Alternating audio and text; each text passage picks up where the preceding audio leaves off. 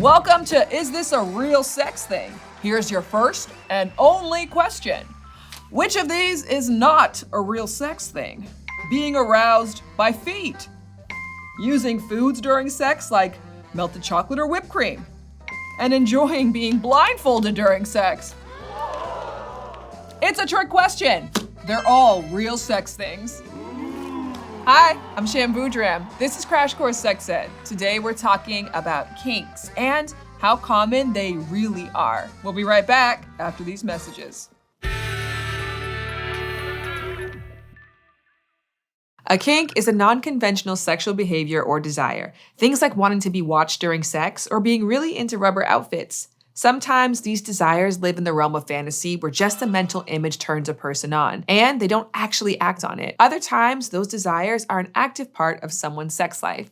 As a culture, we often think of kinks as the Diablo level in the Taco Bell hot sauce taxonomy. Mild is for the masses, but only some go for the really hot, spicy stuff. Except apparently, a lot of people go for the spicy hot stuff. And kinks, they're more common than you might think. As we learned way back in our first episode, our ideas about which sexual expressions are normal are shaped by the time and place we live in. In reality, when it comes to sexuality and sexual behavior, variety is the norm. Just check out these 3 studies from Canada, Italy, and the US. Over half of surveyed Canadians said they'd fantasize about having sex in public or being dominated.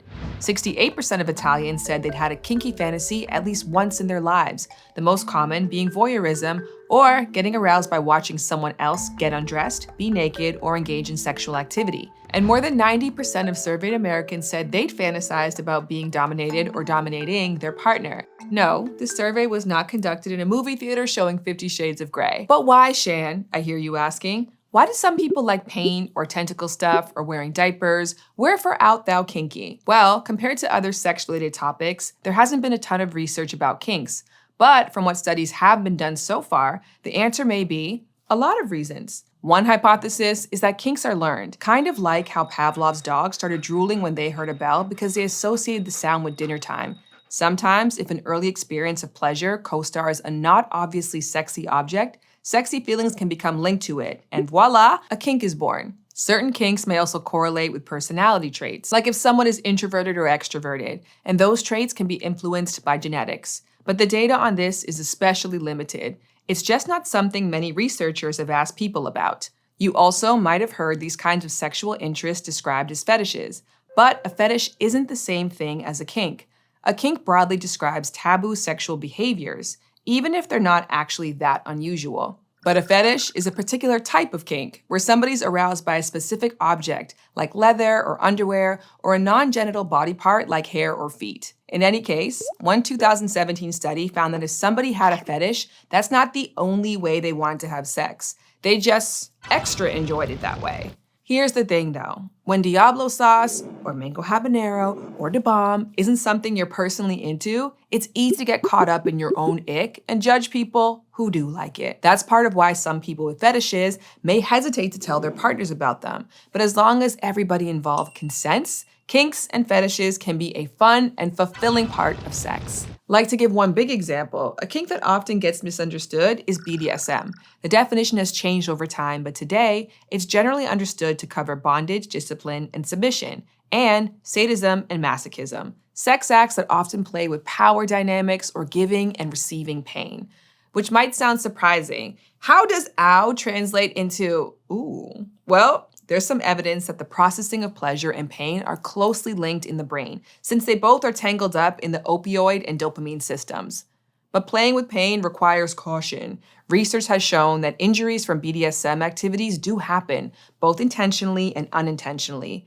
But the BDSM community puts a strong emphasis on consent and safety. In good BDSM practices, it's crucial to talk about what's on the table and what's off limits before getting started, to use a safe word that puts a stop to the action at any time, and to move back into a place of care and gentleness as things taper off. And for many, it's the meaning given to the pain that makes it pleasurable. Some people who enjoy BDSM say the contrast of pain makes the feeling of pleasure stronger, kind of like adding salt to chocolate chip cookies to bring out the sweetness. And sometimes, BDSM isn't all about having sex. For a lot of people, the appeal is giving up power or taking power in ways they don't always get to do in their everyday lives. what's called power exchange. The same could be said for furries, people who role play as human-like animals through art, writing, or dressing up in costumes known as fursuits, as a part of their fursona. For some furries, that's partially a sex thing, but not always. The appeal can also be imagination, play, and the freedom of shedding their regular selves for a while, whether sex is part of the picture or not. No matter the reason, humans do be kinky. But is there a point where kinky behaviors go from fun, spicy taco topping to, why would anyone make a sauce that hot? In other words, is there a point where kinks become a problem? Well, it depends. Any good thing can become a problem if taken to extremes, but where exactly that line falls can be complicated. So-called abnormal sexual interests aren't inherently bad. The DSM-5, the American Psychiatric Association's guide for classifying and diagnosing mental illnesses, uses the term paraphilia. Para meaning going beyond, and philia meaning attachment, to describe an intense and persistent sexual interest between consenting adult partners. By itself, this isn't necessarily a problem. But if someone's paraphilia becomes distressing or harmful to themselves or others, the DSM-5 classifies it as a paraphilic disorder. In this case, someone might be referred to a counselor or prescribed a medication. Some experts warn that classifying certain behaviors as disorders is problematic, because what's considered normal often depends on cultural and socio-political factors. So, there are calls for more research around paraphilic disorders to clarify the DSM's classifications. Kinks aren't for everybody. If they were, they wouldn't be kinks. But a lot of the ones that many people think of as unusual aren't as uncommon as they're made out to be.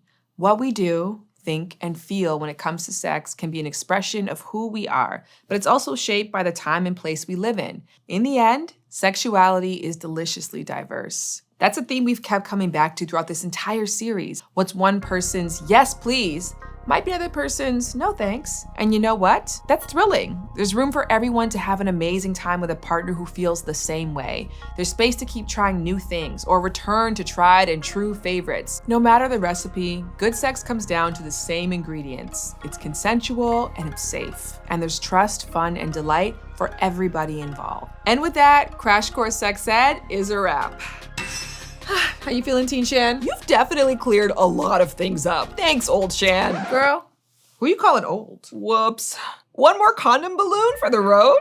This episode of Crash Course Sex Ed was produced in partnership with the Kinsey Institute at Indiana University. If you are interested in learning more, visit their website for resources that explore the topics we discussed in the video today. Thank you for watching this episode, which was filmed at our studio in Indianapolis and was made with the help of all of these extremely talented people. If you want to help keep Crash Course free for everyone forever, you can join our community on Patreon.